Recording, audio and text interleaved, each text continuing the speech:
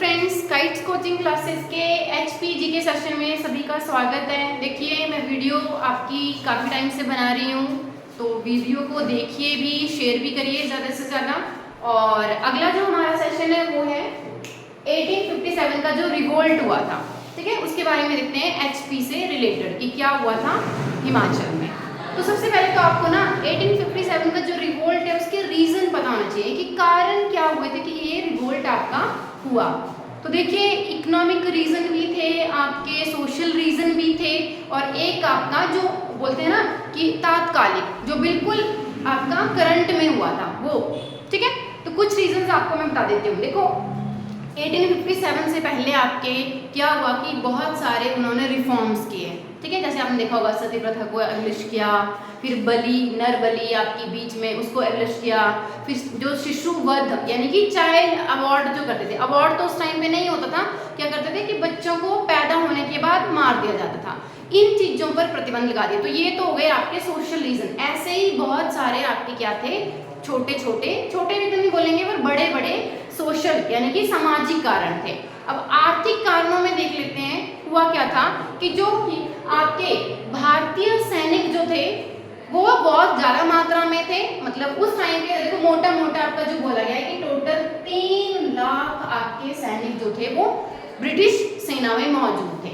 इनमें भी आपके देखें तो 50,000 के तकरीबन यूरोपियंस थे या बोले तो ब्रिटिशर्स थे, और जो बाकी आपके बच गए मतलब 2,50,000 ये क्या है आपके भारतीय।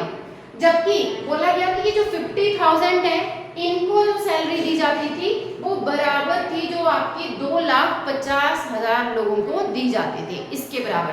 तो आप देख लो कि इनकी और इनके रेशो में कितनी सैलरी आ रही है। एक और चीज, एक और आपका रीजन क्या था, बोला कि जो आपके भारतीय सैनिक हैं उनमें जो हाईएस्ट रैंक है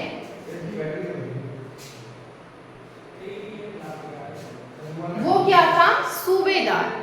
सोचो, हाईएस्ट रैंक जो भारतीयों को दिया जाता था, अलॉट होता था, वो था सूबेदार, ठीक है। और वो जो रैंक था वो इधर यूरोपियन जो ब्रिटिशर्स आपके अधिकारी थे उनमें लोएस्ट था। मतलब उनको सूबेदार से ऊपर प्रमोट ही नहीं किया जाता था, चाहे वो कितना भी अच्छा आपका परफॉर्म कर रहे हैं जॉब्स में। तो ये आपके क्या हो गए, इकोनॉमिक रीजन हो गए, है ना। सैलरी ढंग से डिवाइड नहीं कर रहे हैं, उनको ज्यादा दे रहे हैं, उनको बहुत कम दे रहे हैं, रैंक भी अच्छा नहीं दे रहे हैं, मतलब प्रेस्टिजियस जॉब भी नहीं दे रहे हैं उनको। तो ये हो गए आपके इकोनॉमिक रीजन, ठीक है। और फिर देखिए आपके कुछ मैं बताती हूँ तात्कालिक रीजन, यानी कि जो करंट का रीजन जो आपका बना था वो बना था एनफील्ड राइफल का। अब ये क्या चीज होती है, देखिए आपकी पहले जो राइफल होती थी उसको चेंज करके एनफील्ड राइफल आपकी जो इस्तेमाल की गई, और इस राइफल में जो आपका कारतूस डाला जाता था उसको मुंह से खोलना होता था, मतलब चलाने से पहले। तो जब उसको मुंह से खोला जाता तो जो कारतूस आपका बना हुआ होता था वो तो गाय और सूअर की चर्बी से बना हुआ था।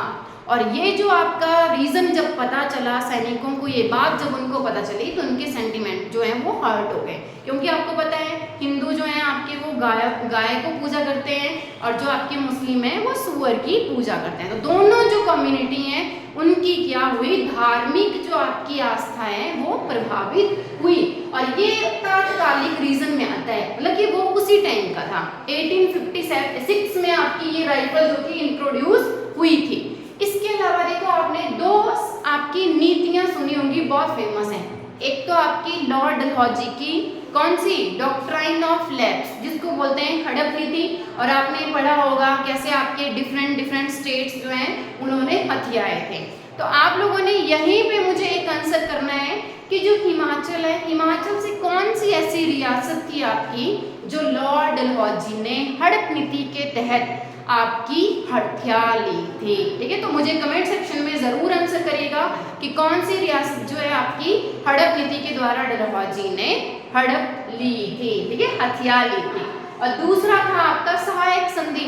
अब देखिए, सहायक संधि ना देखने में तो अच्छी थी कि ठीक है, जो ब्रिटिशर्स की जो सेना है वो राजाओं को दूसरे राजाओं के जो आपके आक्रमण है उनसे क्या करेंगे, प्रोटेक्ट करेंगे। तो देखिए, प्रोटेक्ट भी अगर वो कर रहे हैं ना तो उसमें बहुत सारी उन्होंने शर्तें लगा के रखी हैं कि ये करेंगे, ये नहीं कर सकते हो, ये नहीं कर सकते हो, ठीक है, ये चीज। और देखिए जो ब्रिटिश सेना है, मैंने बोला उसका खर्चा कितना ज्यादा है, तो खर्चा भी कौन देगा आपका, ऑब्वियसली वो जो रूलर जो आपकी सहायक सब्सिडरी अलायंस को ज्वाइन करेगा वही उसका खर्चा देगा।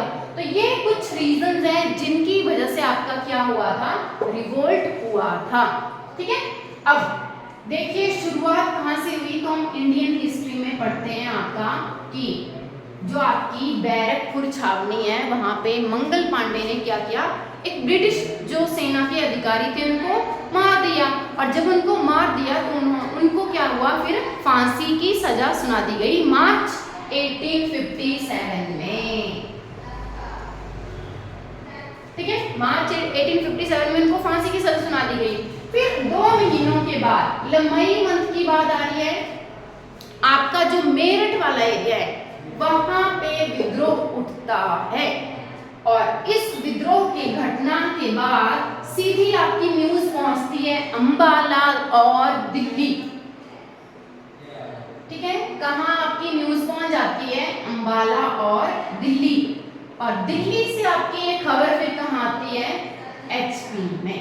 समझ में आ रहा है कैसे आपकी सीरीज बन रही है। तो पहले आपके इंडिया में ईस्ट में जो बंगाल वाला रीजन है वहां पे, फिर देखिए आपने झारखंड, बिहार और अवध वाला एरिया पढ़ा होगा, यूपी वाला जो एरिया आपका लखनऊ वाला, अवध वाला, ठीक है, वहां से फिर आपका अंबाला जो पंजाब और ये एरिया पड़ता है, और साथ में आपका दिल्ली, और दिल्ली से फिर कहाँ पहुंची न्यूज आपकी, हिमाचल में। लग गया पता। अब देखिए आपको कुछ अधिकारी जो है उनके बारे में पता होना चाहिए कि क्या क्या है, तो वो मैं आपको सबसे पहले एक्सप्लेन कर देती हूँ। देखिए ये है ब्रिटिश सेना के अधिकारी। सबसे पहले कमांडर इन चीफ। आपको सबसे पहले ये पता होना चाहिए कि ये जो कमांडर इन चीफ है, जो ब्रिटिश सेना का सबसे टॉप लेवल का अधिकारी है, ये कब बनना आपका शुरू हुआ था, ठीक है। तो देखिए 1853 का जो एक्ट आपका लाया गया था उसके तहत इसको बनाया गया था, और ये आपका खास तौर पे किसका भाग था, आपने ना वाइसरॉय पढ़े होंगे, या सॉरी उस टाइम पे वाइसरॉय नहीं थे, क्या थे, गवर्नर जनरल थे। तो जो गवर्नर जनरल है ना, उनकी जो एग्जीक्यूटिव काउंसिल थी, ठीक है, जिसको बोलते हैं हिंदी में कार्यकारिणी परिषद, ठीक है, इसमें ऐड किया गया था सीआईसी को इस एक्ट के द्वारा। समझ में आ रहा है मैंने क्या बोला, दोबारा मैं समझा देती हूँ। देखो जो आपका सीआईसी है वो ब्रिटिश सेना में सबसे टॉप अधिकारी आपका होता था, और ये आपका कब ऐड किया गया, 1853 के एक्ट के द्वारा। किसमें, जो गवर्नर जनरल है उनकी जो एक काउंसिल है जो उनको एड करती है, सहायता करती है, उसमें इनको डाला गया। क्लियर हो गया, ठीक है। तो कौन थे उस टाइम पे आपके, जॉर्ज एंसन, ठीक है। और बीच में कुछ मतलब मई जून के एंड जैसे में, जून 1857 में क्या हो जाती है, इनकी डेथ हो जाती है, तो आपके फिर चेंज हो जाएंगे। तो इनकी डेथ के बाद आपके कौन आते हैं, हेनरी बर्नार्ड। समझ में आ गया क्या नाम है, एच बर्नार्ड। आपकी जो दर्पण की बुक है उसमें दिया हुआ है, तो इनका पूरा नाम क्या है, हेनरी बर्नार्ड है, ठीक है। और फिर देखिए शिमला में आपके डीसी बोलते हैं ना, डेप्यूटी कमिश्नर, वो कौन थे उस टाइम पे, तो विलियम थे। कौन थे, विलियम थे, और ये आपको बहुत अच्छी तरह से याद होना चाहिए। उसके अलावा देखिए आपका हिंदुस्तान तिब्बत रोड के सुप्रिंटेंडेंट, ये कौन थे, डेविड ब्रिग्स। तो कैसे याद रख सकते हैं, देखिए ये जो आपका हिंदुस्तान तिब्बत रोड है ना, ये 1850s के आसपास सबका बनना शुरू हुआ था, ठीक है। तो बनना शुरू हुआ तो ब्रिज कहाँ बनता है, रोड पे बनता है ब्रिज, तो वहां से आप इसको रिलेट कर सकते हो, याद रखने के लिए बोल रही हूँ, ऐसा कुछ नहीं है, ठीक है। मैं सिर्फ आपको याद रखने के लिए बोल रही हूँ कि रोड पे क्या बनते हैं, आपके ब्रिज बनते हैं। तो यहाँ पे हिंदुस्तान तिब्बत रोड के जो सुप्रिंटेंडेंट है वो कौन है, आपके डेविड ब्रिग्स है, ठीक है। फिर देखिए उसके अलावा पंजाब के चीफ कमिश्नर। अब मैं पंजाब का क्यों बता रही हूँ आपको, जबकि हम एचपी पढ़ रहे हैं, तो देखिए उस टाइम पे जो आपका कांगड़ा कब, महाराजा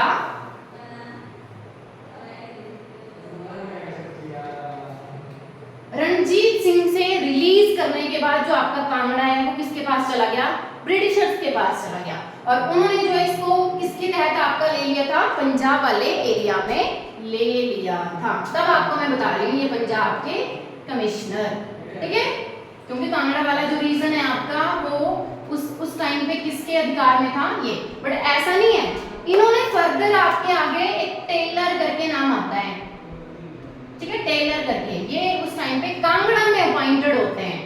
तो ये कुछ अधिकारी मैंने आपको बता दिए, टेलर आएंगे, मॉन्टगोमरी भी आएंगे, ठीक है, जुडिशियल ऑफिसर्स अलग अलग हैं। इतना डीप में तो आपको देखो पढ़ने की जरूरत नहीं, आपका जो वन लाइनर क्वेश्चंस होते हैं ना उनमें तो इतना डीप में नहीं पूछा जाएगा। बट मैं आपको जैसे किसी ने अगर मेंस का एग्जाम लिखना हो, मान लो एलाइड का वगैरह, तो उसके लिए आपको ये हेल्पफुल हो जाएगा, ठीक है।